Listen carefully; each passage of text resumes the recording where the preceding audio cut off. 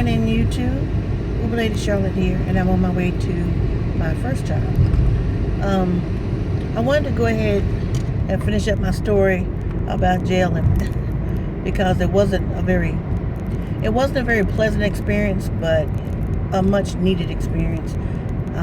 When I say that, I mean I got to talk to several other women going through stuff. I had my eyes opened in a bunch of different ways. Like I learned that looking at the Slammer magazine, I used to buy that magazine all the time and look at the people in there and you know, laugh and wow, that person looked squirrely and that person looked like they're guilty.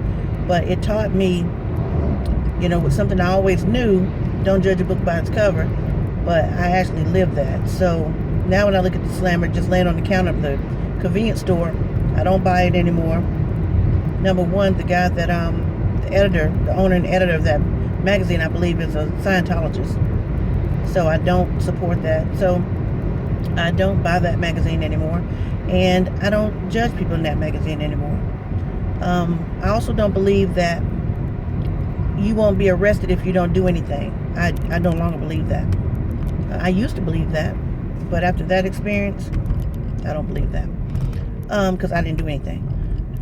So I wanted to finish up with the funny portion of the story. All right, so now I've been in jail for 3 days, 2.5, 3 days, because I didn't get out until late that evening on Monday. After I had to tell the judge, thank you. Whew. All right, so I asked my friend. Well, we pretty much formed a relationship after that. I mean, he was down for me. He was down with me. So after that, you know, I didn't want to drive. I didn't want to do anything. So we were driving over to my sister's house, and he said, Kim, how did you make so many friends in jail? I said, what do you mean? I didn't make any friends in jail. I don't think jail is a place you make friends. You have to survive. You know, I wasn't there long enough to make friends.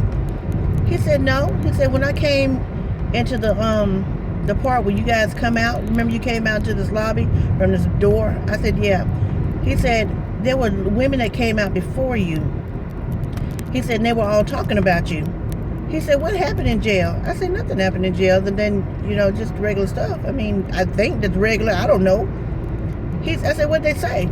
He said, people were just talking about that they met you and how you talked to them and fussed at some of them and how you was helping somebody that was in trouble. And I said, really? He said, yeah. He said, what happened? I couldn't even tell him. I said, just so many things that went on in there. I said, but I didn't think I was a major impact like that. Now, I'm not bragging. That's not what I'm doing.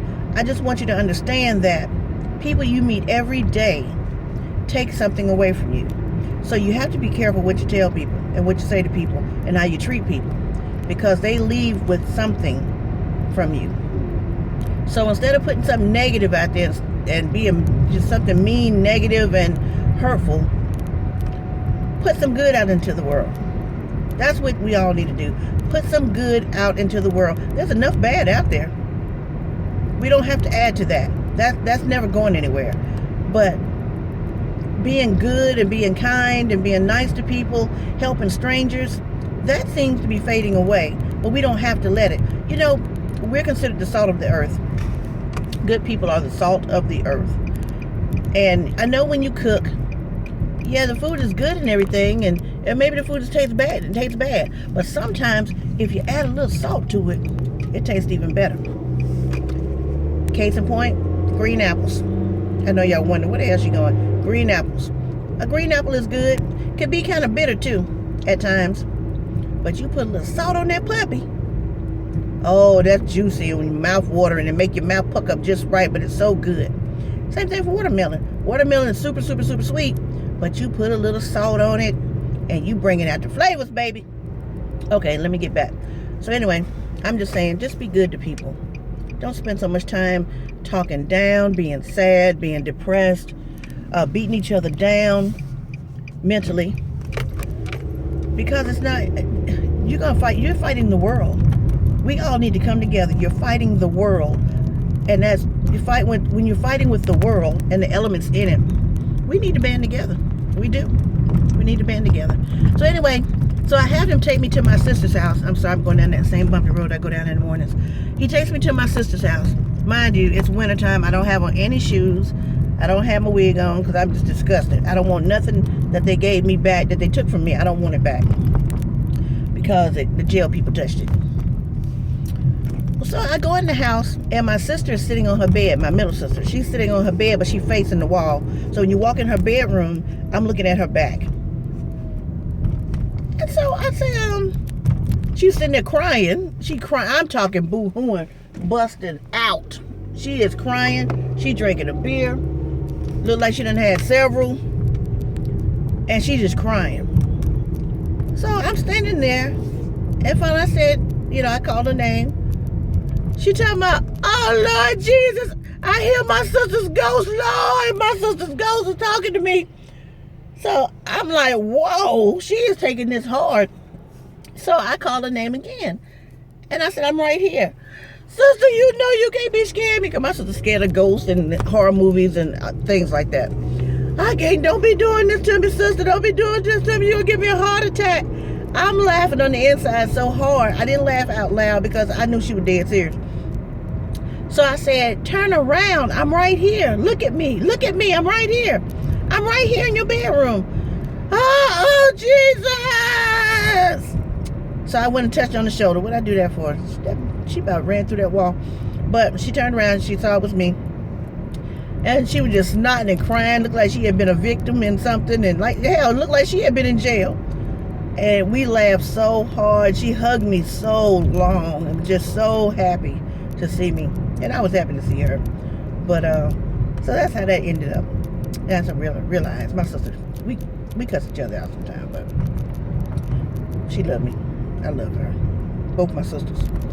Anyway, so that wraps up the whole jail story. Sorry I had to skip so much because it was a long weekend. And I didn't want to bore you guys with all of those details because that's something I hope to never, ever go through again.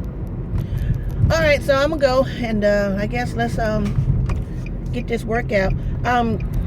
QC Rideshare, it was very nice meeting you the other night. Too bad we couldn't talk at the red light, but I did enjoy our phone call.